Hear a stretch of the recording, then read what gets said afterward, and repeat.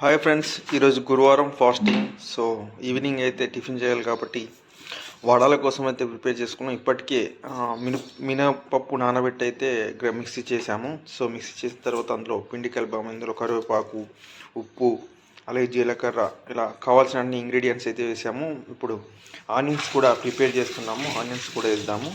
So ఈరోజు మనకు tiffin అన్నమాట. గురువారం టిఫిన్ ఇదే మనకు వడలు అన్నమాట. సో పిండి మొత్తం ప్రిపేర్ చేసుకున్న తర్వాత ఇక్కడ ఆల్రెడీ మనం స్టవ్ పై అయితే ఆయిల్ పెట్టుకున్నాం. ఆయిల్ వేడైంది. సో ఇప్పుడు ఆనియన్స్ ఇందులో కలపగానే మనం వడలు అయితే వేసుకుందాం. సో వడలు అయితే చేసుకుంటున్నాం.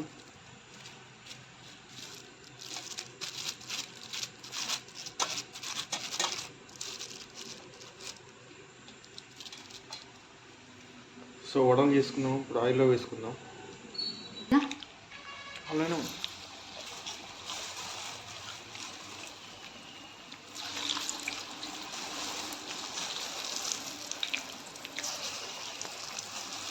వడలు వేసుకుంటున్నాం.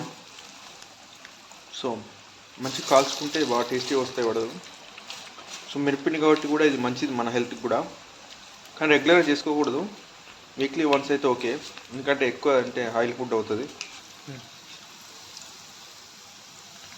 మీడియంలో పెట్టుకోవాలి. మరీ ఎక్కువ కాకుండా మరీ తక్కువ కాకుండా మీడియంలో పెట్టుకుంటే మనకు పిండి బాగా ఉడుకుతుంది. వడ కూడా తిన్నప్పుడు బాగా టేస్టీగా వస్తుంది. మనం మంట ఎక్కువ పెట్టుకున్నట్లయితే వేడిగా ఉండడం వల్ల మీద కాలినట్లు అనిపిస్తుంది, కానీ లోపల అట్లనే ఉంటుంది. సో మీరు వడలు చేసుకున్నప్పుడు అయితే జాగ్రత్తగా ఉండాలి ఈ విషయంలో. సో చూసాం కదా, వడలు అయితే బాగా కాలాయి. సో ఇట్లా మనం అయితే బయటికి తీసుకుందాం.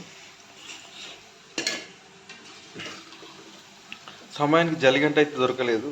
దీంతో అయితే కొంచెం రంధ్రాలు ఉన్న గంట అయితే స్పూన్ అయితే తీసుకున్నాం. సో దీంతో తీసుకోవడంలో ఒకటి రెండు అట్లా వస్తున్నాయి. కానీ మనం చూసుకున్నట్టయితే కలర్ బాగా వస్తున్నాయి. హోటల్లో ఎలాగైతే కలర్ వస్తాయో అలానే వస్తున్నాయి. చూసుకుంటున్నాం కదా, సేమ్ వడలు హోటల్, కానీ కొంచెం ఆకృతి డిఫరెంట్గా ఉంది ఆకారం.